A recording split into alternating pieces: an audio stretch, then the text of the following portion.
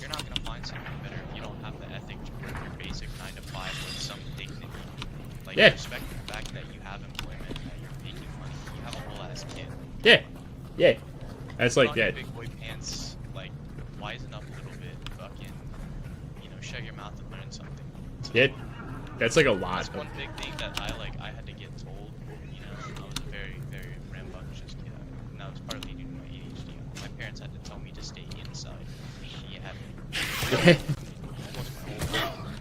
I was never one of those kids. Don't get me wrong. Growing up with like electronics and stuff, of course I played games. Of course I stayed up all night playing games with my friends. Like I had friends. Yeah, And I yeah. was always outside. I was always biking, hiking, doing some shit. You know. So it's strange and almost foreign to me that I hear like kids talk about shit like that. I'm just like, what? I'm like, how did you live? That's weird. Yeah. Yep. I know some kids who never fallen off their bike, who never gotten chain whipped by their bike. They're all super sad motherfuckers. Yeah. Yeah. It's just.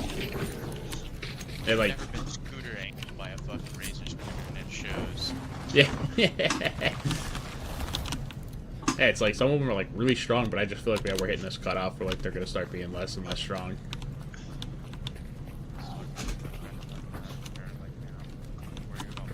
Kids.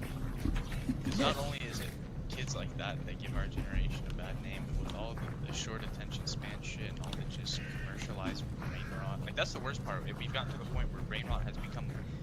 People are profiting off of it. Yeah. Like, Yep. literally profiting off of it. Like I remember I was watching like. Don't get me wrong. Some of these kid shows are entertaining. Like one I like a lot is Bluey because it's a very big like. It's one of those shows where it's a kid show, but as an adult, if you watch it, it has a lot of lessons about parenting thrown in there. So it's entertaining for both parties, and it's not. It's like an actually well thought out show. And that might be because it's Australian. If I'm Yeah. being honest. Yeah. But like I was watching Masha there, like the Russian show that got like ported over, sounded like Pokemon and shit. And I remember thinking to myself while watching it, I was like, there is absolutely nothing entertaining about this. I was like, I'm not laughing. None of these characters are really that memorable.